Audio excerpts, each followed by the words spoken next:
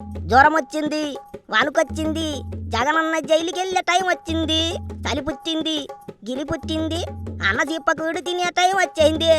ఏటే ఆ ఈడి ఆడావిడి చూస్తుంటేనైతే ఇట్టాగే ఉందండి బావా. బెంగళూరు ప్యాలెస్ లో కూకున్న జగనన్నకి ఏసీలో కూడా చెమటలు పట్టేస్తున్నాయి ఇప్పుడు.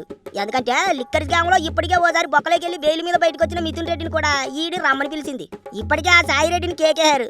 ముందు సాయిరెడ్డి ఆనగ మిథున్ రెడ్డి ఇద్దరిని ఒకరి తర్వాత ఒకరిని కడిగి పారేయాలని చూస్తోందట ఈడి. లిక్కర్ స్కామ్ లో మొత్తం చేసిందంతా మిథున్ రెడ్డి అని ఇప్పటికే రాష్ట్ర ప్రభుత్వం వేసిన చిట్టు తేల్చేసింది. అందుకే ఆయన గోరిని రసం పిండేయాలి రా అని పిలిచారట. అటు సాయిరెడ్డి ఏమో కడుపులో ఉన్నదంతా కక్కెత్తా కక్కెత్తా చెప్పేత్తా అన్నట్టు జలగలిస్తున్నాడు. ఇప్పటికే లిక్కర్ స్కామ్ లో సాయిరెడ్డి విచారణకు అన్ని రకాలుగా సహకరిస్తానని చెప్పాడట. అంటే ఆయన ఊరికి తెలిసిందంతా చెప్పే ప్లానింగ్ లోనే ఉన్నాడన్నట్టు. అందుకే ఇన్నాళ్ళు సాయిరెడ్డిని అరెస్ట్ చేయలేదంటున్నారు. అసలు లిక్కర్ స్కామ్ లో పక్కదారి పెట్టిన 3,500 కోట్లు ఎక్కడికి వెళ్ళాయి, అది నేటి చేశారు అనేది మొత్తం మిథున్ రెడ్డి బూరలోనే ఉందని మొదటి నుంచి చెబుతున్నారు. స్కామ్ లో వచ్చిన డబ్బుల్ని ఒక దగ్గరికి చేర్చడం, అన్నకు లెక్కలు చెప్పడం, ఇట్లాంటి అన్ని మిథున్ రెడ్డి చేసేవాడట. ఆ వ్యవహారాలన్నీ ప్రస్తుతం ఈడీ బయటికి లాగాలని చూస్తుంది.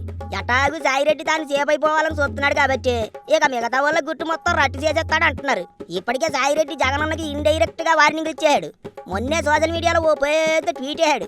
ఇప్పటికైనా జగనన్న తన చుట్టూతా ఉన్న కోటరీని దూరం పెడితేనే బాగుపడతాడు, లేకపోతే అడ్డంగా బుకింగ్ అయిపోతాడు, బకరా అవుతాడు అన్నట్టు ట్వీట్ చేశాడు సాయిరెడ్డి. ఆ వెనిజువేలా అధ్యక్షుడు మధురో గురించి చెబుతా ఆయనతో పోలుస్తా జగనన్నకి ఇండైరెక్ట్ గా హెచ్చరికలు పంపించాడు. అమ్ముడు పోయిన కోటరీ మధ్య బందీలుగా ఉన్న నాయకులారా, భవిష్యత్తులో ఏం జరగబోతుందో గుర్తించండి అంటూ తనకు మాత్రమే తెలిసిన ఏదో రహస్యాన్ని జగనన్నకు చెప్పకనే చెప్పినట్టుగా చెప్పాడు సాయిరెడ్డి. జగనన్న చుట్టూ ఉండే భజన బృందం అన్నకు బయట ప్రపంచం తెలియకుండా చేస్తోందని, తప్పుదో పట్టిస్తోందని సాయిరెడ్డి సంకేతం ఇచ్చాడన్నట్టు. ఎట్టాగైతే పెద్ద సైన్యం నిఘా అన్ని ఉన్న ఆ వెనిజువేలా అధ్యక్షుడిని ట్రంప్ అరెస్ట్ చేశాడు, అట్టాగే రేపు జగనన్న కూడా అరెస్ట్ కావడం ఖాయం అన్నట్టు చెప్పకనే చెప్పాడు.